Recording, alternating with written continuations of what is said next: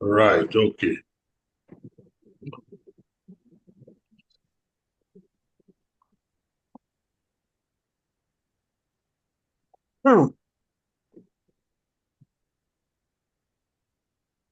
सहन्ते विदुर जी विदुर सहस्ते विदुर जी विदुरजी वासुदेव भगवान श्री कृष्ण वासुदेव देव भगवान भगवान श्री श्री कृष्ण कृष्ण अनुचरण अनुचरम સતત સાથે રહેનાર સેવક अनुचरम अनुचरम સાથે રહેનાર સેવક સેવક પ્રશાંતમ ખૂબ ગંભીર અને નમ્ર પ્રશાંત ગંભीर અને ગંભીર નમ્ર અને નમ્ર બૃહસ્પતે દેવતાઓના વિદ્વાન ગુરુ બૃહસ્પતિના બૃહસ્પતિ દેવોના ગુરુ દેવતાઓના વિદ્વાન ગુરુ બૃહસ્પતિના બૃહસ્પતિના ગુરુ પ્રાક પહેલા પહેલા તનયમ પુત્ર કે શિષ્યને શિષ્યને પ્રતિતમ સ્વીકાર્યા આલિંગ્ય ભેટીને ગાઢમ અત્યંત ભારપૂર્વક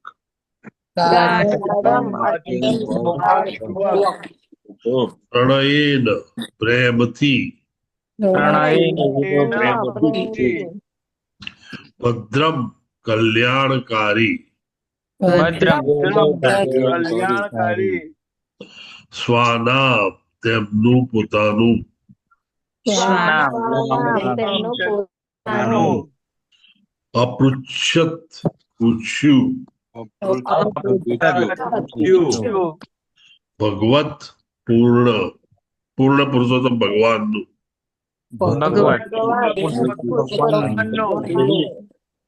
પ્રજાનામ પરિવાર अनुवाद अनुवाद बाय श्रीला प्रभुपाद की जय બૃહસ્પતિના પટશિષ્ય અને ભગવાન શ્રી કૃષ્ણના અનુચરે એવા ઉદ્ધવજી પ્રત્યે અત્યંત પ્રેમ અને ભાવના હોવાથી વિદુરજી તેમને ભેટ્યા ત્યાર પછી વિદુરજીએ તેમને પૂર્ણ પુરુષોત્તમ ભગવાન શ્રી કૃષ્ણના પરિવારના સમાચાર પૂછ્યા ભાવાર્થ એક જ હેન્ડ રેઇઝ છે પરેશ પ્રભુજી હરે કૃષ્ણ પ્રભુજી હરે કૃષ્ણ પ્રભુજી ભાવાર્થ બાય હિઝ ડિવાઇન શ્રી શીલા પ્રભુપાદ નો જય હો જ્યારે વિદુરજી અને ઉદ્ધવજી મળ્યા ત્યારે વિદુરજી ઉદ્ધવજી કરતા ઉંમરમાં ઘણા મોટા તેમના પિતા જેવા હોવાથી ઉદ્ધવજી વિદુરજીના ચરણોમાં નમ્યા અને વિદુરજી માટે ઉદ્ધવજી પુત્ર સમાન યુવાન હોવાથી તે તેમને ભેટ્યા વિદુરજીના ભાઈ પાંડુ શ્રી કૃષ્ણના ફુવા અને ઉદ્ધવજી ભગવાન શ્રી કૃષ્ણના પિતરાઈ ભાઈ હતા સામાજિક રિવાજ અનુસાર ઉદ્ધવજીએ તેમના પિતાની કક્ષાના વિદુરજીને આદર આપવો જોઈએ ઉદ્ધવજી તર્કશાસ્ત્રના પંડિત હતા તેમજ દેવતાઓના બ્રહ્મ વિદ્યાના ગુરુ અને પ્રખર વિદ્વાન આચાર્ય બૃહસ્પતિના તે પુત્ર કે શિષ્ય તરીકે જાણીતા હતા શ્રી કૃષ્ણના કુટુંબીજનો સંસારમાં નહોતા તો વિદુરજી જાણતા હતા છતાં તેમણે ભગવાન શ્રી કૃષ્ણના કુટુંબીજનોના કુશળ સમાચાર પૂછ્યા આ પૂછપરછ થોડી વિચિત્ર દેખાય છે પણ શ્રીલ જીવ ગોસ્વામી નિવેદન કરે છે કે વિદુરજી માટે આ સમાચાર આઘાતજનક હતા તેથી તેમણે ખૂબ જિજ્ઞાસાથી ફરી પૂછ્યું આ પૂછપરછ માનસ શાસ્ત્રીય હતી વ્યવહારિક નહીં હરે કૃષ્ણ પ્રભુજી શીલા પ્રભુપાદની જય હો thank you very much Paresh પ્રભુજી ખૂબ જ સુંદર વાંચન હતું આપનું ઇન્ટર રિલેશનશિપ જે આપણે હજી સુધી ઘણા પાત્રો ન આવ્યા હોવાને કારણે શ્રીમદ ભાગવતમમાં ક્લિયર કરી શક્યા નથી.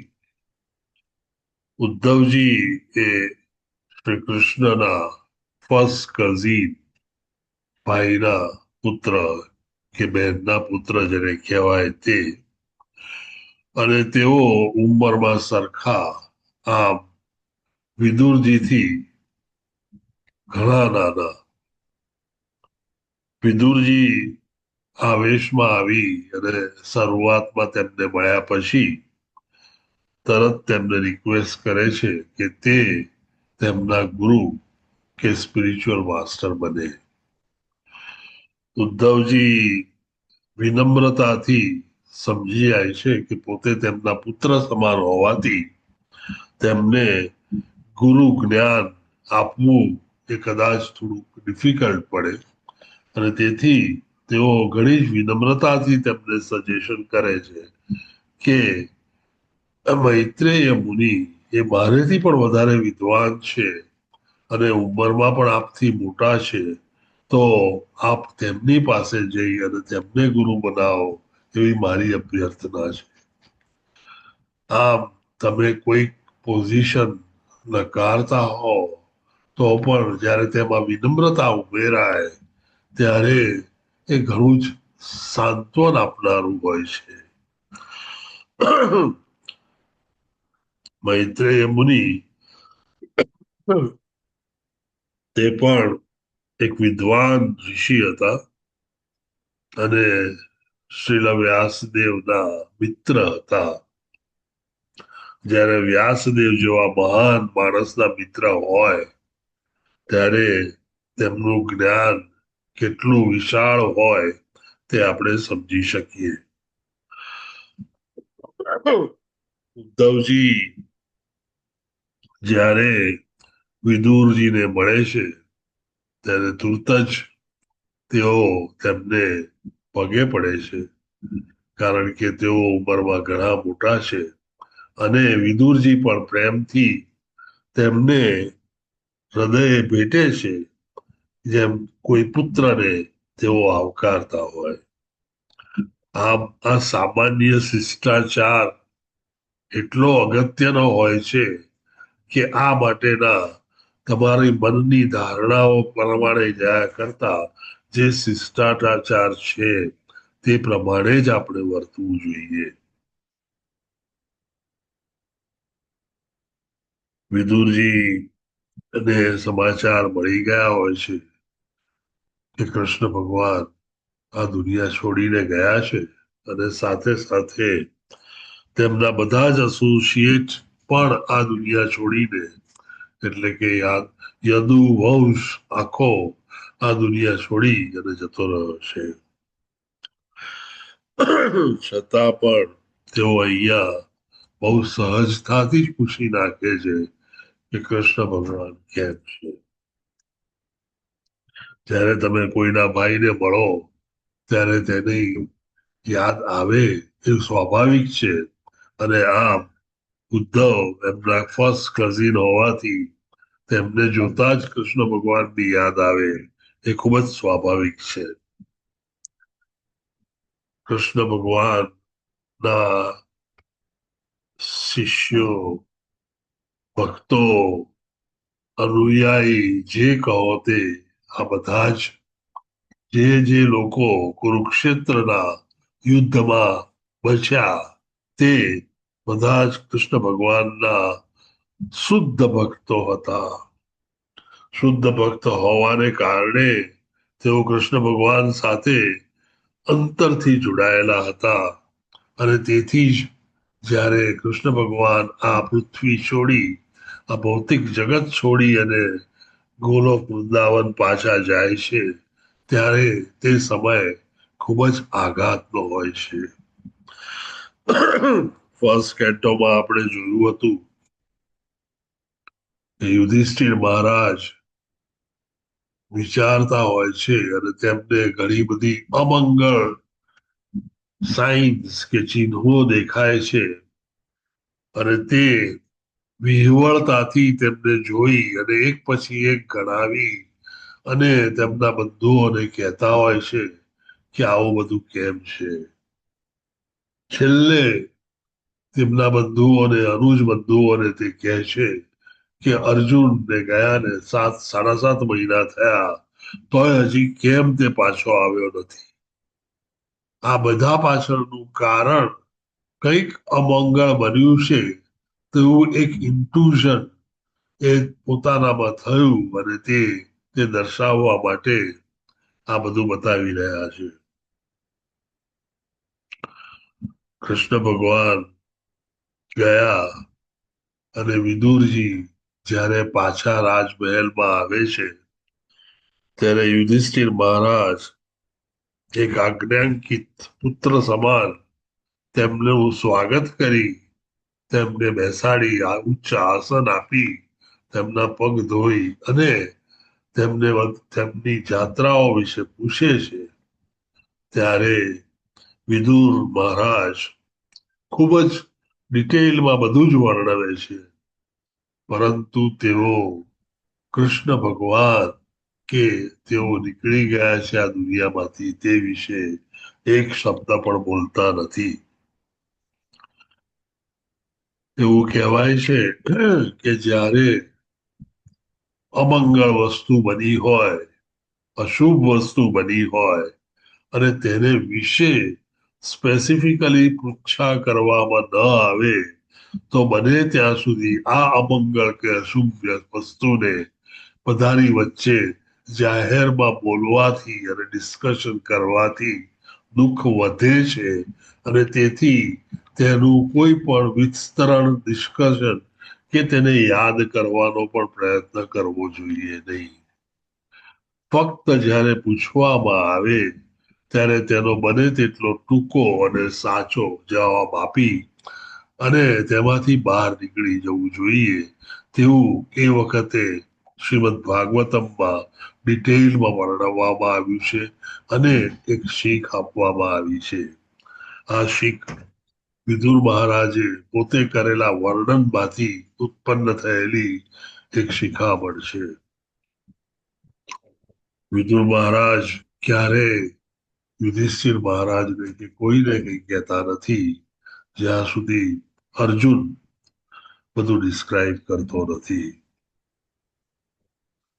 વિદુર મહારાજ આમ તો યમરાજ મહાભાગવત એક શાપને લઈને શુદ્રને પેટે જન્મીને છતાં પણ પિતા વ્યાસદેવ હોવાથી ખૂબ જ જ્ઞાની અને ડિવોશનલ સર્વિસ કે ભક્તિમાં ખૂબ જ માનનારા, ભક્તિ વિશે પ્રચાર કરનારા એવા શુદ્ધ ભક્ત શ્રી કૃષ્ણ ભગવાનના અને તેઓ જ્યારે પૃથ્વી પર ફરતા હોય ત્યારે કેટલો આનંદ હોઈ શકે, છતાં પણ વિદુર મહારાજ હંમેશા માનતા હતા કે તેઓ કૌરવોના મહેલમાં રહેતા હતા અને પોતે પણ પાટલી કૌરવ હોવાને કારણે એવું માનતા કે કૌરવોના મહેલમાં રહે છે તેથી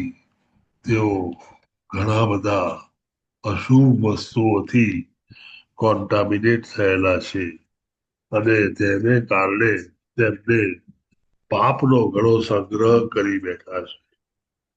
તેમનું ચોક્કસપણે એવું માનવું હતું કે આ જીવનમાં શુદ્રને પેટે જન્મ લીધા પછી તેમને પાપ કરવાનો કોટા કંઈક વધારે પડતો થઈ ગયો છે અને તેથી જ તેમણે યુદ્ધ કરવાને બદલે કોઈને સમજાવવાને બદલે યાત્રા કરવાનો, યાત્રાએ નીકળી પડવાનો અને તે રીતે પોતાની જાતને પ્યોરિફાય કરવાનો, શુદ્ધ કરવાનો એક તક અને અવસર લઈ લે છે.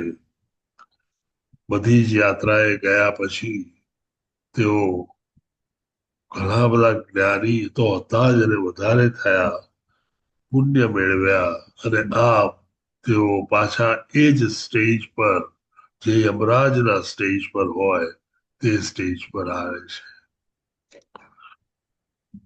શ્રી કૃષ્ણ ભગવાન વિદુરને સલાહો આપે છે જે આગળ ઉપર કાંડોમાં આવશે.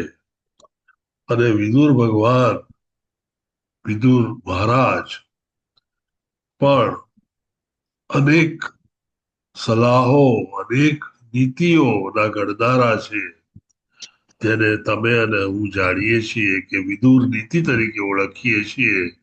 અને આજે પણ વિદુર નીતિ એ માણસે બહુ જ ખરાબ સમય ચાલતો હોય, ડિફિકલ્ટ સિચ્યુએશન હોય, ત્યારે ક્યાં આગળ કઈ રીતે વર્તવું અને કોની સાથે કેમ વર્તવું તે વિશે ચોક્કસ સુંદર માર્ગદર્શન આપતી આજે પણ છે.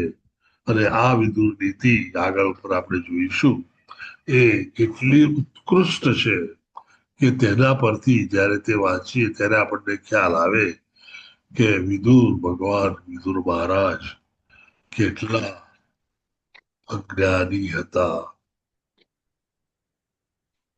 આપ જાણો છો કે જ્યારે તે યમરાજ હતા ત્યારે તેમને યમરાજની નોકરી કે જિંદગી ફાવતી નહોતી, કારણ કે આખો સમય લોકોને તેમને મળેલ કરેલા કર્મો પ્રમાણે શિક્ષા આપવી એ એક ઘણું જ મનને દુખી કરે એવું, ડિપ્રેશનમાં લઈ જાય એવું કાર્ય છે. તે સતત કરતા હતા અને તેમાંથી તેમને બિલકુલ સમય ન મળતો હોવાને કારણે તેઓ ભગવાનની ભક્તિ કે ભગવાનની ભક્તિના ગુણગાન, જેને આપણે પ્રીચિંગ કહીએ, તે કરી શકતા ન હતા. આમ આ પ્રચાર કરી શકતા ન હોવાને કારણે તેઓ હંમેશા દુઃખી રહેતા હતા. અને એ દુઃખને કારણે તેઓ હંમેશા તે દુઃખ પ્રગટ પણ કરતા હતા. વિદુર મહારાજને આપણે સૌનકાદિ ઋષિ જ્યારે નૈમિષારણ્યમાં હોય છે ત્યારે વિદુર મહારાજ પણ ત્યાં હાજર હોય છે. અને તેથી જ કહેવાય છે કે જ્યારે વિદુર મહારાજ યમરાજ તરીકે હાજર હોય ત્યારે કોઈનું પણ મૃત્યુ થઈ શકે નહીં. અને આ નૈમિષારણ્યમાં 1000 વર્ષની તપશ્ચર્યાઓ ચાલી છતાં કોઈ પણ એક ઋષિનું કે મુનિનું મૃત્યુ થયું ન હતું.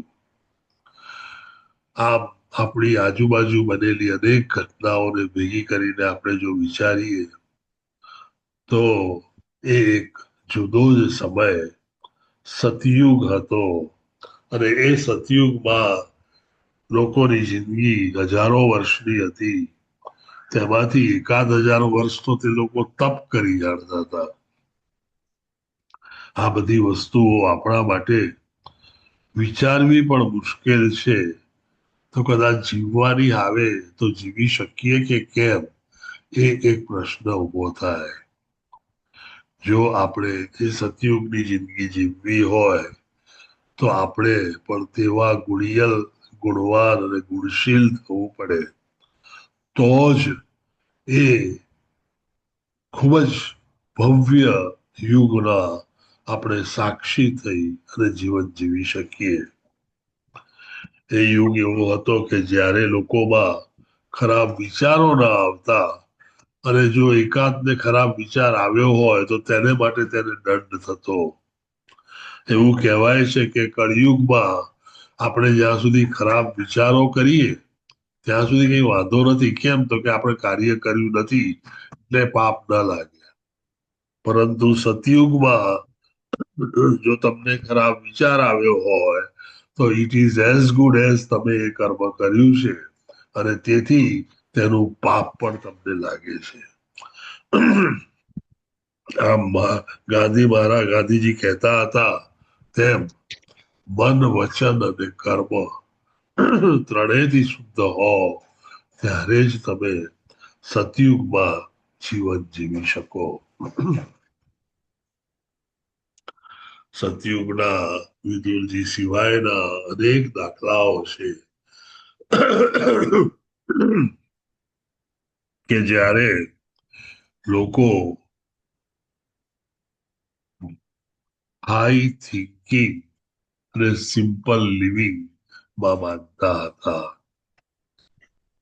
તમે જોશો ઋષિ મુનિઓ, વિદ્વાન બ્રાહ્મણો, વિદ્વાન વૈષ્ણવો, યજ્ઞ કરાવતા વિદ્વાન પંડિતો, એ બધા એક ધોતી પહેરતા હોય છે, વાળ મોટા રાખતા હોય છે, અને દાઢી અને વાળ તેઓ કઈ ક્લીન કરવામાં માંગતા નથી હોતા. આમ શરીર એ એક ડિસ્પેન્સેબલ વસ્તુ છે, વાપરી અને ફેંકી દેવાનું છે, અને તેથી તેને બઠારતા જિંદગી આખી પેલા કે ને અરીસામાં જોયા કરે અને પેલો એક વાળ ઊંચો છે કે એક વાર નીચો છે એ હેરસ્ટાઇલ ગોઠવ્યા કરે, એવી મનોવૃત્તિ એમનામાં ક્યારેય નહોતી.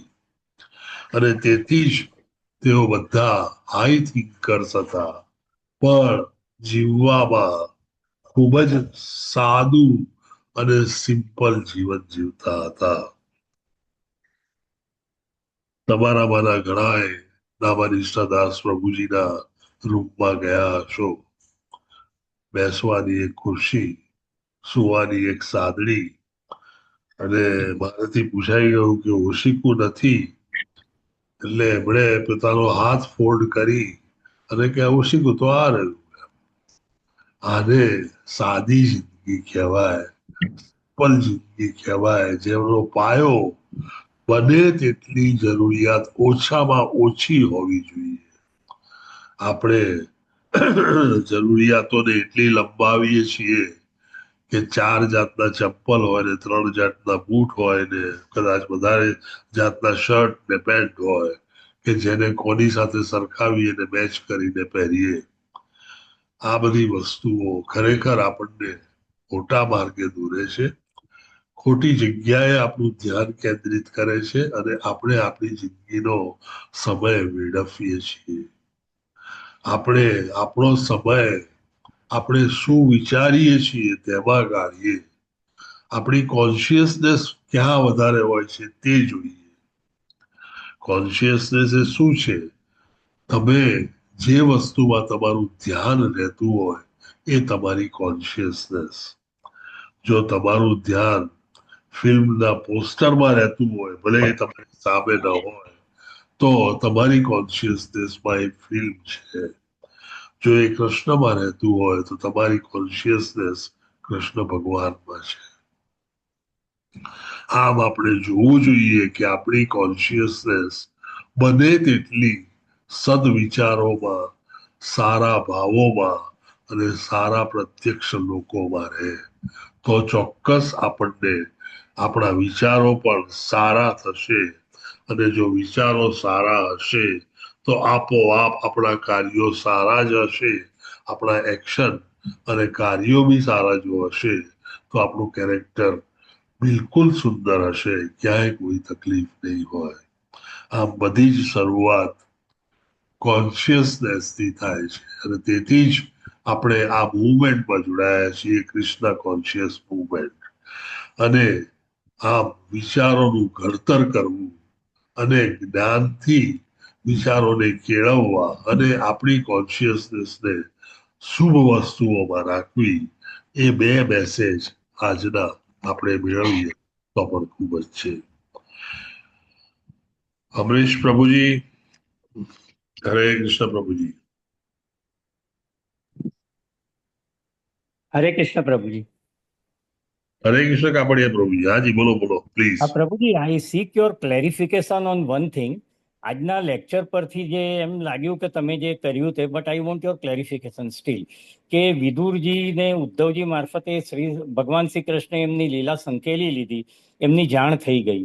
તો એ જ્યારે રાજભવનમાં આવે છે ત્યારે યુધિષ્ઠિરને બીજું બધું તીર્થયાત્રા ને બધું ડિસ્ક્રાઇબ કરે છે, પણ આ ભગવાન શ્રી કૃષ્ણ એમની લીલા સંકેલી લીધી એ વિશે કશું પણ કહેતા નથી, કારણ કે he wanted Arjun to tell this to Yudhishthir.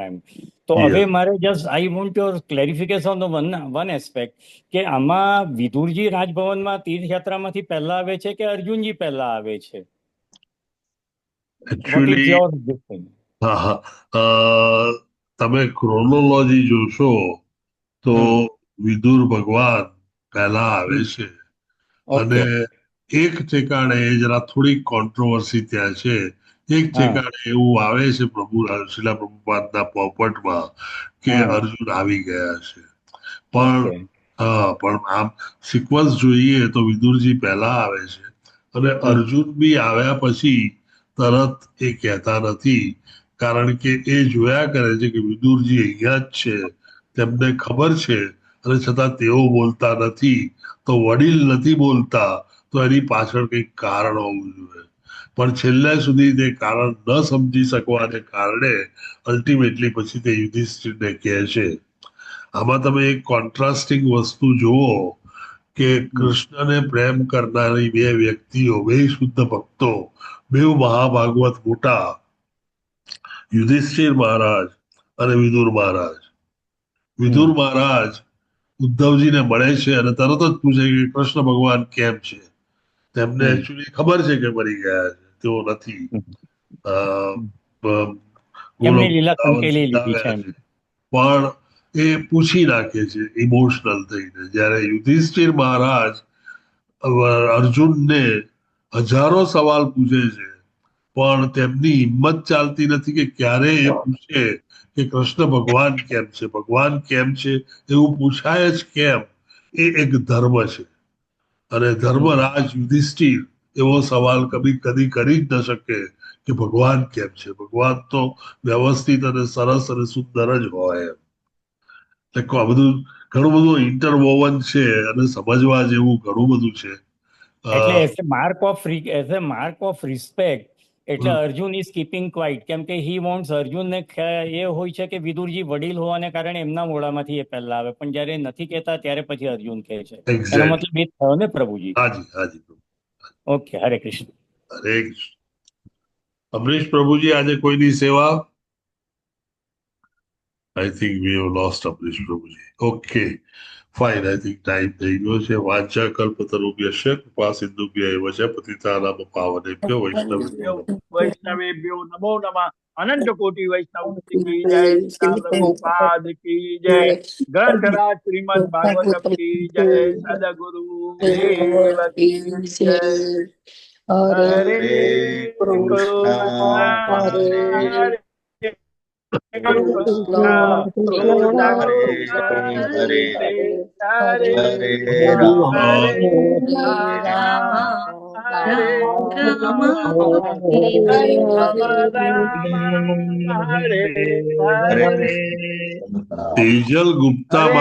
Tejal ગુપ્તાજી hand rays કરેલો છે.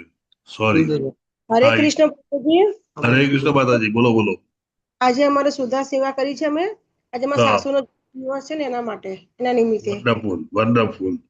તમને તમારા માટે હરે મંત્ર બોલાવ્યો અમે અને આપને ખૂબ ખૂબ શુભેચ્છાઓ અને બહુ સુંદર કર્યું આપે.